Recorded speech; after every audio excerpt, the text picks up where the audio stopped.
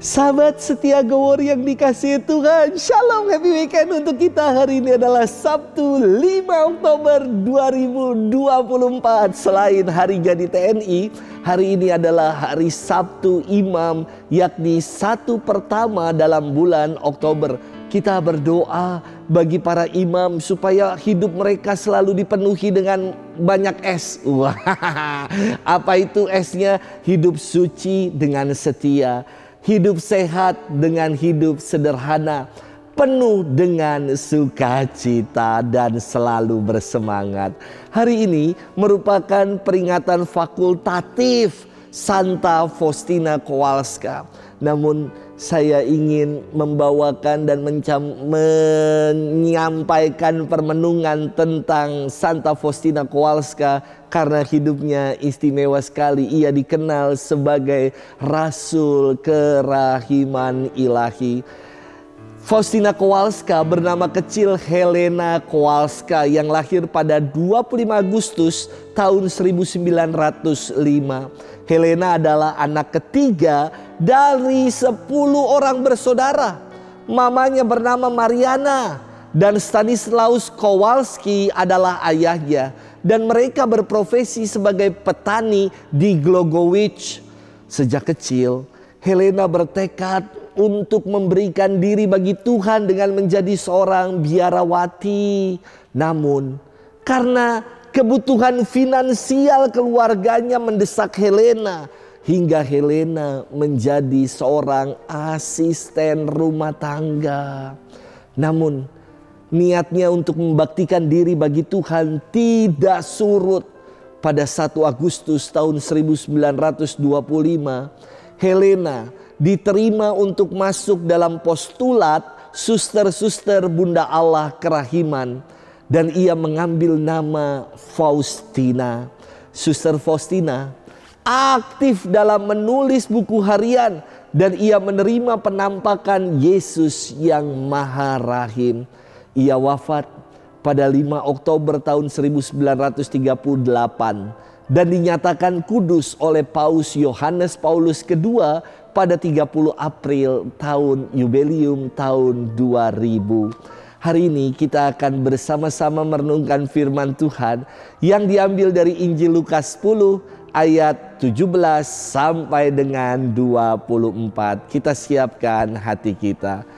Haleluya, haleluya, haleluya. Terpujilah Engkau Bapa, Tuhan langit dan bumi, sebab misteri kerajaan Kau nyatakan kepada orang kecil. Haleluya, haleluya, haleluya. Tuhan bersamamu dan bersama rohmu. Inilah Injil suci menurut Lukas, dimuliakanlah Tuhan. Pada waktu itu, ke-70 murid Yesus kembali dari perutusannya dengan gembira dan berkata, Tuhan, setan-setan pun tunduk kepada kami demi nama-Mu.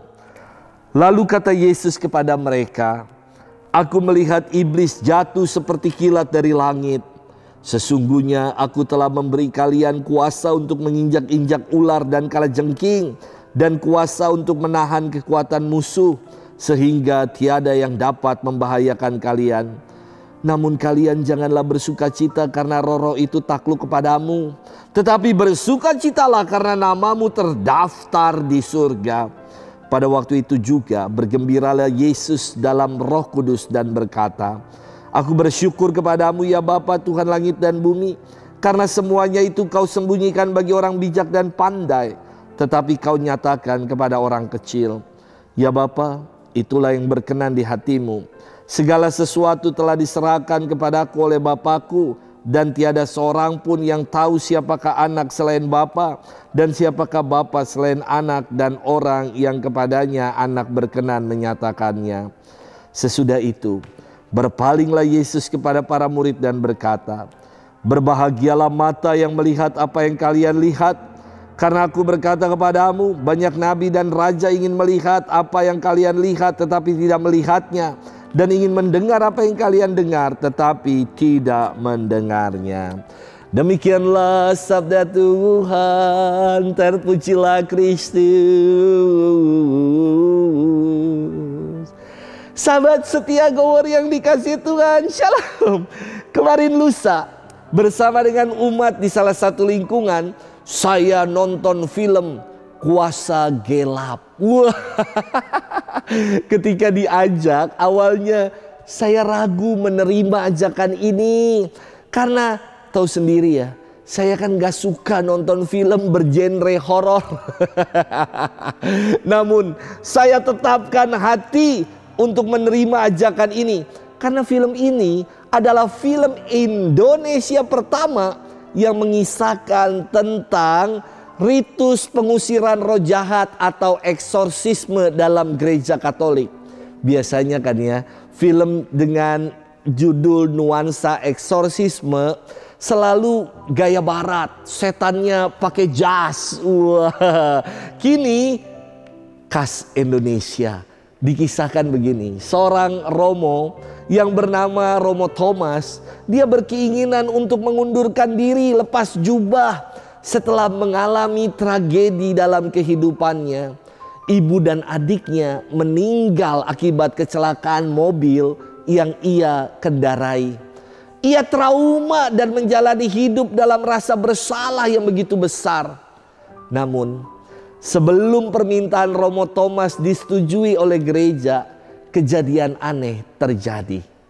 Di sekolah Katolik tempat Romo Thomas mengajar, ada muridnya yang kerasukan setan.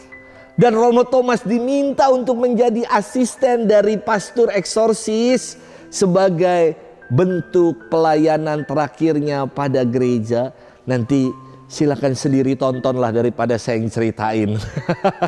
Sahabat setia Gower yang dikasihi Tuhan, hari ini kita mendengar firman tentang Yesus yang mengutus 70 orang muridnya untuk mengabarkan sukacita Injil. Dan kini para murid telah kembali pulang, telah kembali berkumpul, dan dengan sukacita yang besar mereka berkata, juga setan-setan takluk kepada kami demi namamu. Atas pernyataan ini Yesus bersabda, aku melihat iblis jatuh seperti kilat dari langit. Sesungguhnya aku telah memberikan kepada kalian kuasa sehingga tiada yang dapat membahayakan kalian. Dahsyat dan istimewa. Pertama, iblis dikatakan terlempar dari langit. Karena apa? Karena iblis tidak menjalankan amanat Allah. Konon iblis itu adalah malaikat yang tidak taat pada Allah, sehingga ia dilemparkan dari surga. Dan yang kedua, sebagai murid Tuhan, kita ini diberi kuasa loh. Dibekali dengan kuasa sehingga tidak ada yang membahayakan kita. Maka terkait kuasa ini sungguh sangat istimewa. Kita berkuasa juga atas roh-roh jahat. Dan bukan sebaliknya, malah kita yang dikuasai oleh roh-roh jahat. Namun yang ingin saya garis bawahi dalam firman ini, Yesus melanjutkan firman-Nya dengan berkata, janganlah kalian bersukacita karena roh-roh jahat itu takluk kepadamu. Tetapi bersukacitalah karena namamu terdaftar di surga. Sukacita kita karena kita mau taat pada Allah. Karena itulah kita namanya terdaftar, tercantum dalam daftar kerajaan surga.